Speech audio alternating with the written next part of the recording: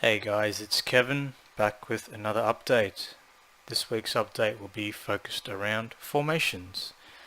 So formations is something that, well, I personally don't see a lot in turn-based games. I mean, sure, you see it in Civilization, some of those 4X games, but even then, um, the formations themselves are not comprised of multiple singular entities. Or in other words, that formation is really just one object with 10 models inside of that object, and that single object moves around on the field, giving the illusion of a formation. But in terms of AI and programming, it's a lot easier to calculate the position of where that formation needs to be because it's just one singular entity. And that's the difference. In Dead Monarchy, formations are comprised of multiple singular entities, more or less how a formation would be put together in real life, I guess. You have multiple units banding together to create a formation to protect each other's flanks and so on and so forth. And so that was the biggest challenge, being able to create AI that would band together and to form up into formations. And so the only game that I've played in recent times that has attempted to do something like that is Battle Brothers. But the difference between Battle Brothers and Dead Monarchy is, well, it's in 3D space, and I guess the guys have legs as well, but that's a different story. Um, but yeah, so if you don't know it now, Battle Brothers has definitely had a huge influence on Dead Monarchy. And so I kind of wanted to expand upon what they did, and also kind of satiate my own needs in gaming, I guess. And that was, I wanted formation combat done in 3D space. So, formation combat in 3D space, to me, looks pretty damn cool, but there was a host of problems. One of them was rotations, because you're dealing with 3D space and different rotations or angles, directions. That made the planning of the formation AI to be quite tricky, because basically within each formation there is a leader, and the formation rotates to the direction of that leader. Obviously in 2D space you don't really have to worry about rotation, but in 3D space you do. And the other thing is, well, the shape of the formation itself has to resemble something that looks like a formation. It can't just be some mangled, mosh pit of combatants moving towards you, because that wouldn't really look like a formation, and it would be more obvious in 3D space. So yeah, so those are the two main issues: the shape of the formations and the rotation of the formations. And as you can see now, they can more or less navigate through obstacles. And what I actually had was two separate groups of combatants operating on their own. Both combatants were flanking the left and right sides of the line, and when they start to engage in combat, they will break apart and they will start surrounding the rest of my soldiers. That said, even though you can't see the guys wielding weapons, that's because I'm testing something else in the background, but they're all swordsmen, so it doesn't really make sense for the backline just to wait. At least in this situation, because it's an open field.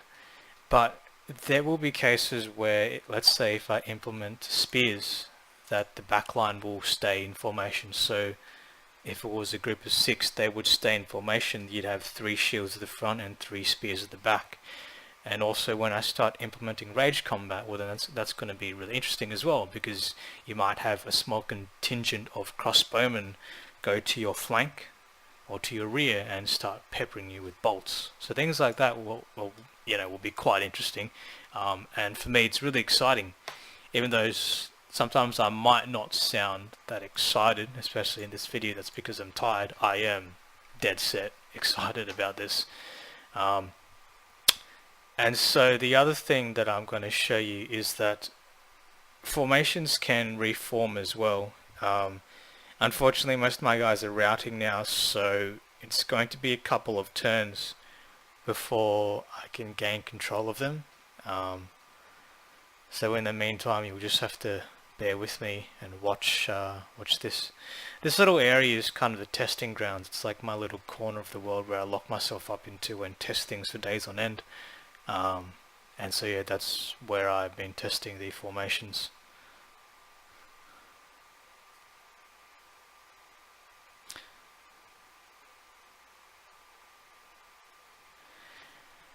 And formations don't always have to be in groups of 6.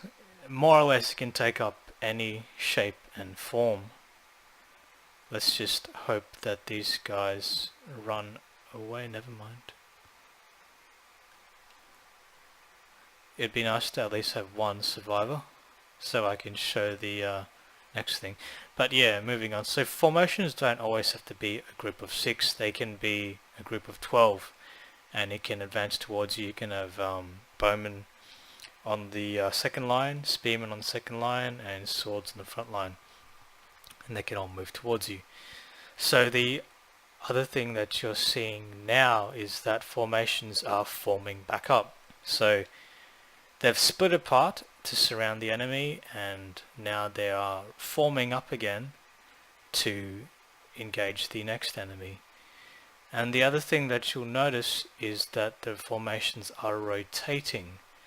So because they rotate, it means that, well, it's harder to flank. So in other words, the formation will rotate towards the enemy. And this is very important when dealing with AI that wants to play more defensively. Let's say you've got a small contingent of soldiers from House Stanik, and they've got 3 crossbows at the back and a couple of swords or shields at the front, and they want to opt for a defensive stance. So the formation itself would more or less stay in place, but as you try to move around it and attempt to flank it, the formation will also rotate. So that was another nice neat addition to Formation AI. And so now that I can finally get in control, I will kind of show you again. So the AI can play defensively as well. So if we decide to move to its flank, you can see that it repositions. It still needs a little bit of tweaking. The formations aren't really forming in one phase where they should be. And the other thing that I'll mention is that field combat and tourney combat are different things in the sense that the combat system is slightly different between them. Melee combat in its final stage, or I should say melee tourneys or tourney combat in its final stage, won't be large scale. It will be most likely either 4-on-4 or 6-on-6. And because of that, the queued based system works well because you're dealing with less combatants. And that also opens up different sorts of opportunities and tactical situations, I guess, when dealing with the queued based system. But when you're moving to field combat and you're fielding larger units or sizes, the queued based system starts to wear down a bit. It starts to be a bit confusing, I guess. And it's not just from a technical perspective either. With the queued based system, it actually disables some of the abilities that players might be used to or might be expecting in a game like Dead Monarchy, namely abilities that give free actions, because in the queued based system you only get one action, and Once you fire that action, it gets put into the queue and the next unit or companion goes. Whereas in field combat, the turn-based system is more or less traditional in that the actions are triggered immediately after each decision that you make. So because of that, in field combat, especially when ranged comes into play and you have abilities like quick shot, you'll actually be able to use that free quick shot ability because the ability first gets triggered right after your decision or input, and then because it's a free action, that unit still has its main action to choose from. So there is a difference in field combat in that field combat is a bit more it's a bit more, I wouldn't say monotonous, that's definitely a bad word, but it's more methodical in the sense that you've got a wider range of abilities, and in melee combat it's more chaotic and hectic, which is realistic if you were comparing it to real life, I suppose, in that field combat realistically wasn't just a mosh pit. It wasn't like the way that it's portrayed in Hollywood movies, at least not always.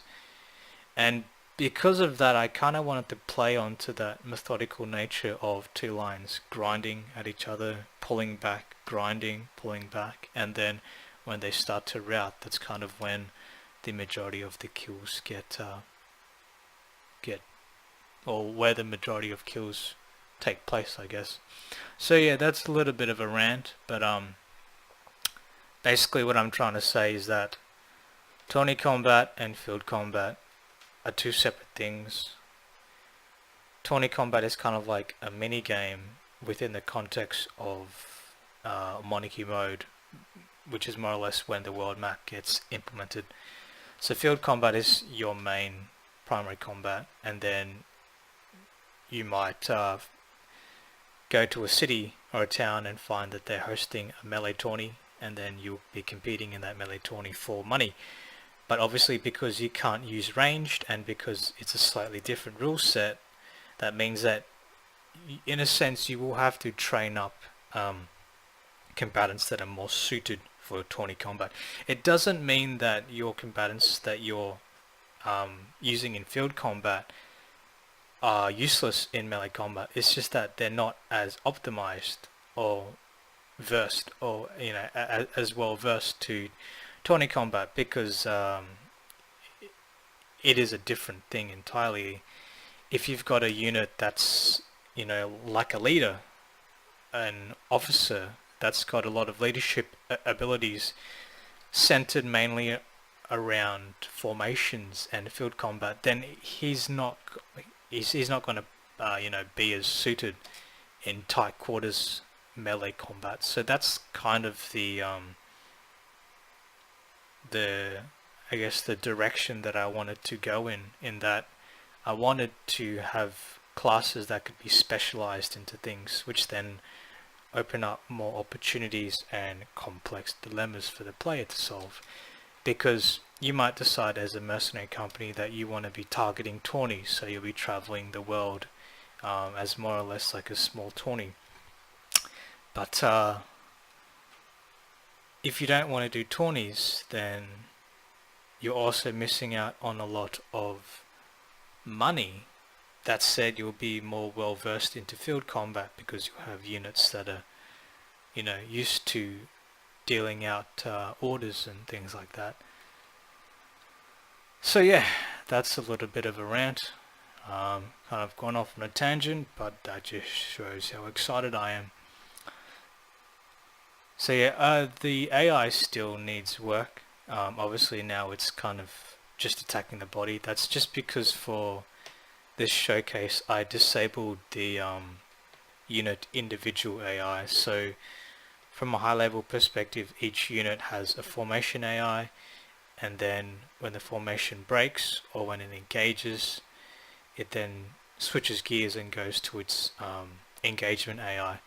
So that's something that I've disabled for the purposes of this video. because I wanted to make sure that there was at least one guy alive so I could show the last part of the demonstration. So yeah, Formation AI, something that I am really excited about. Still needs a lot of work, but the results are promising. So yeah, that will wrap it up for today's update. See you next time.